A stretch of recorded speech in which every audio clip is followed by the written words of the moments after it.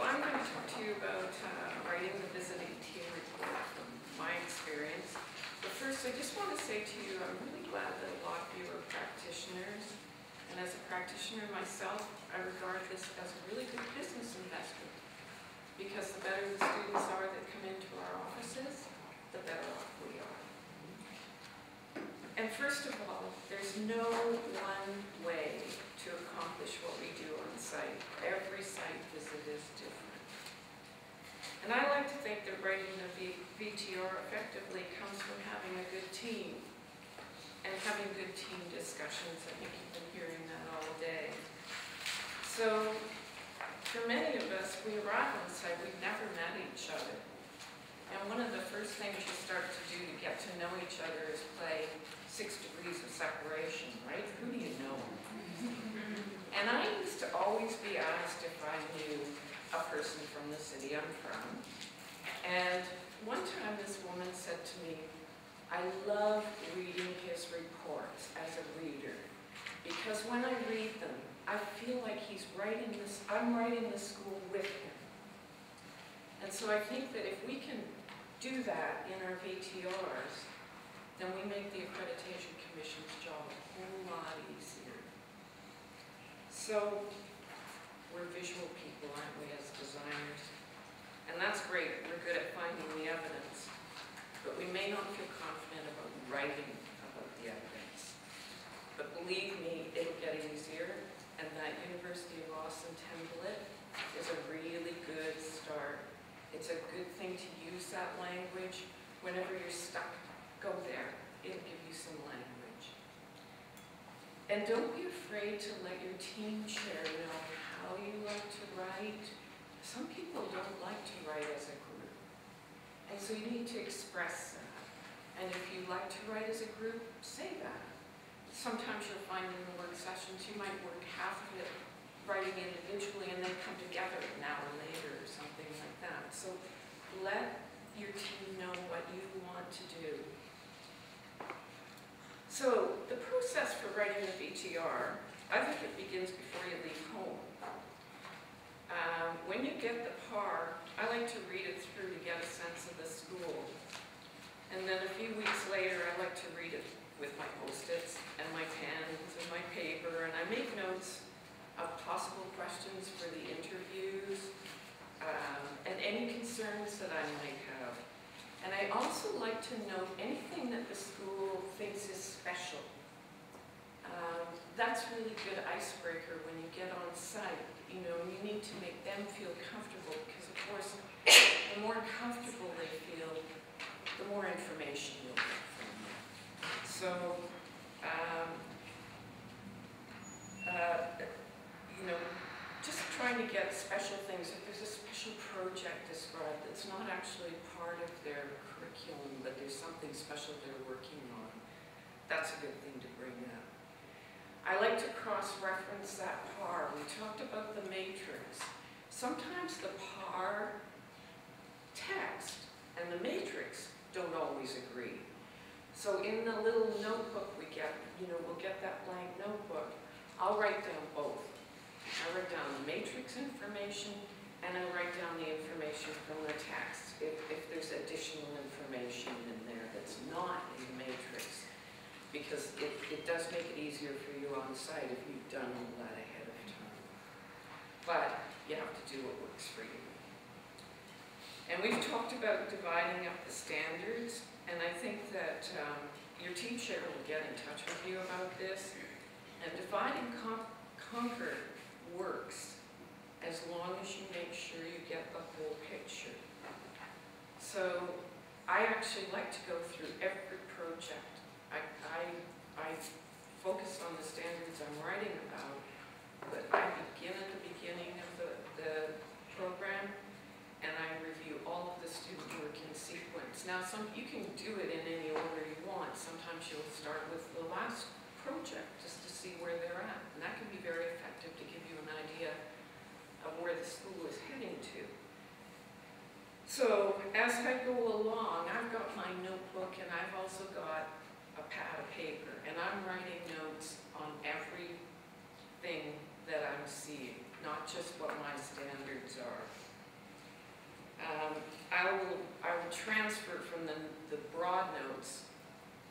on the paper into the notebook so that then when I go to write, I've already chosen what I'm going to use as evidence. But you must have that overall view. You mustn't say, okay, I've done my standards, I'm done. I can now go off and, you know, have a glass of wine, have a good time. And so make sure, because as you're discussing accreditation, you need to be fully informed. You know, are they, you know, should they be accredited? Is each standard in compliance? And even though it wasn't your responsibility to write about that standard, you should have input into that. And so, notes, notes, notes. Are you guys getting sick of hearing about the notes? It's just so important. You know, Lisa brought it up this morning. You won't remember. You think you'll remember. You'll think it's crystal clear in your mind, but you will not remember a day later for me, but a week for you, maybe 3 or 4 weeks for some of you, but you won't remember later on. And I luckily for me, I guess, I learned it right on my first visit. I realized afterwards I did not take enough notes. And so now I'm compulsive about it. So, you know, when you're asked for clarification from those 2 accreditation members' readings and from the office readings, if you've got detailed notes, you're going to be able to go back to those notes and say, yeah, that's why we said that. Or, oh, you know, here's some additional information that we didn't put in, but here it is now. Take notes in the interviews, and you will be bumping into faculty in the hallway or something. You may end up having a little conversation. You're obviously not going to take notes while you're speaking with them, but it's a great idea when you finish talking with them to just jot down what they said to you, because that can be helpful information too. So what goes into these notes that we've been talking about all day? Journalism uses 5 W's. Who, what, when, where, why. We never say who. And we don't actually need to know when, but we need to know what, where, and why. So what did you see? What project was it? What was the course name and the course number? And why are you citing that? It's not good enough to say, well, you know, the ABC project showed that students understand universal design. That doesn't really tell you anything. So why is really the most important thing to get it in. The what is, you know, it can be tests. There's a whole list in the beginning of the Standards 2011 document that gives you places where you can look for, and so you might be saying, oh, well, they did a matrix on this and that showed whatever. But go quickly to why. I think when you're reading, it's great that you're reading these reports, because you may have already experienced it. Sometimes you read what and where, but there's no why, and you're thinking, okay, they said that the reflective ceiling plans were the evidence. Well, why? Why would they be evidence? And I remember reading one report and I felt like, I still don't really know what's going on at this school. So why? Why is there our big W? So when you start to actually write the report, review all the evidence that you've gathered. And you will have gathered it from many different places. So you review all of that evidence that's in your notes, and any other evidence that you found, even if it's not specifically addressing an expectation, but it's addressing a standard, then you can add that into your summary, and it makes it much more clear and much more understandable to people why you're saying what you're saying. So remember that, I should say too, one thing I've found is you go back and forth on things, and so you might have checked a box writing your text and you actually use the words ability. So after you've done it, make sure you go back and make sure all your boxes are agreeing with your text. And I think it's something that we've all done, and you get caught up and you've forgotten that you really meant to go back and check that box.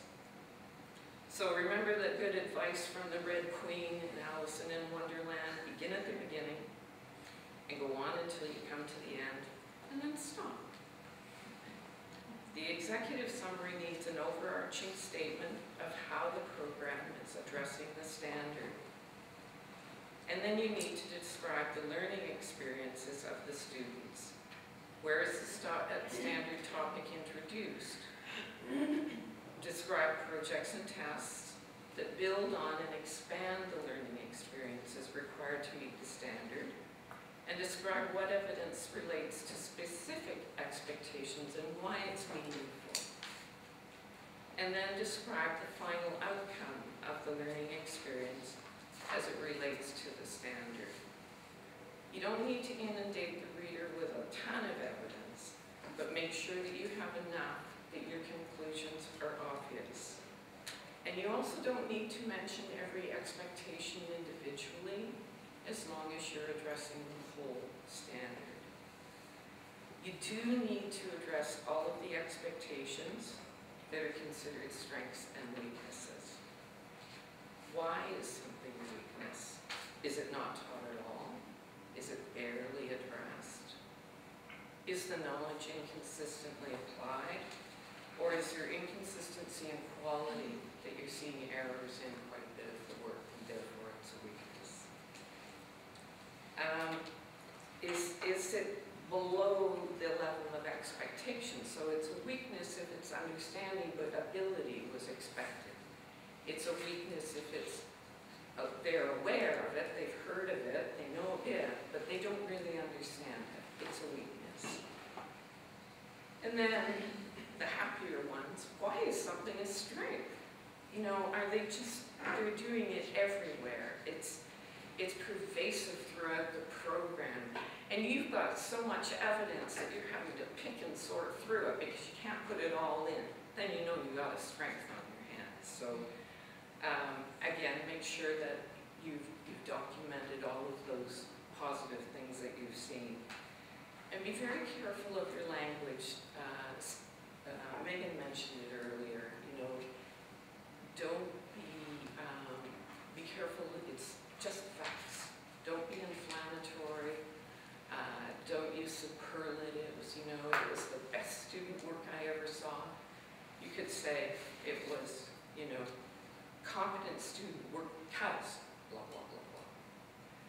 The VTR is written to describe what you've seen and heard on site, and it provides proof for your recommendation, whether it's for accreditation, interim visit, or denial. And if you're writing a report that recommends an interim visit or denial, make sure you've really hammered it all down and you've cited all of the inconsistencies and or omissions. So again, you're answering why. Why are we recommending accreditation? Why are we recommending an interim visit, or why are we recommending denial? And don't sweat the format when you start writing. I find it really helpful just to start plugging in the evidence that I'm going to use in that particular executive summary. And then come back and wrap the language around it. But you've done 3/4 of the job once you've got your evidence on the page. And then use the University of Awesome template. Use that language, it's there for you. It's a great tool for you. And trust that the more visits you do, the more you'll start to speak CIDA. Okay. And in closing, a reader should be able to read your executive summary and know exactly how the boxes are going to be checked and what the final recommendation is going to be. The VTR is sort of like a badly written mystery story. You know the answers and the ending before you get there. Thanks.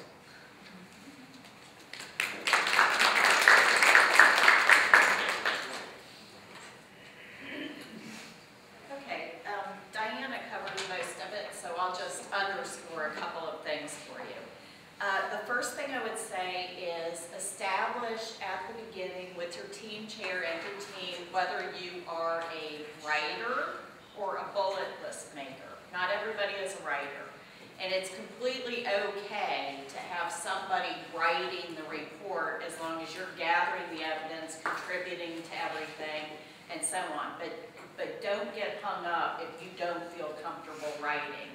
Communicate that, make lists, fill in the evidence in the right places, and you can give your jump drive to the team chair or whoever to pull it all together. So that's the first thing. Don't struggle with the writing, struggle with the evidence, okay?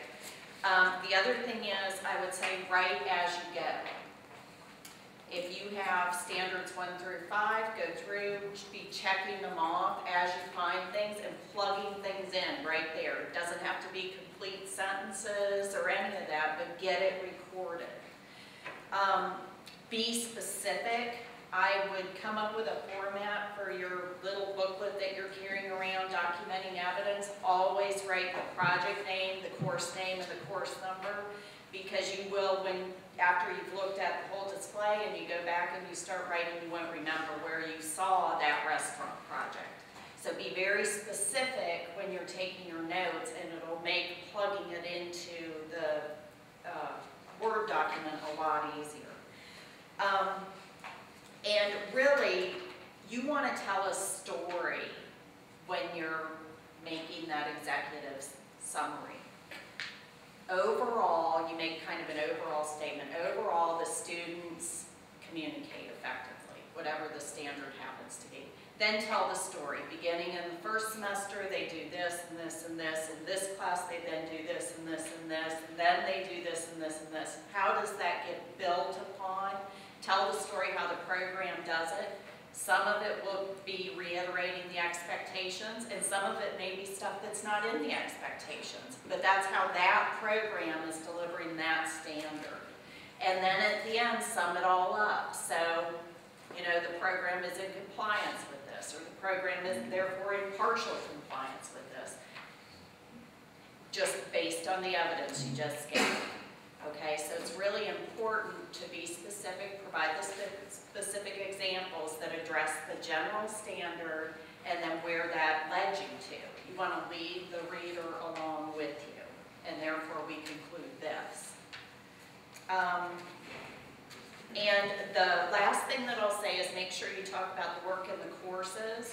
Make sure you say, you know, we saw this in this course, and this course, and this project, and this task.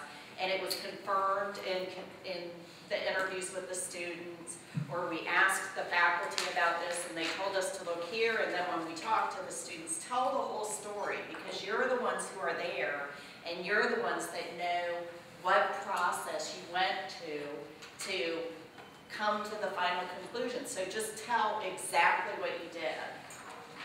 So I think that's it.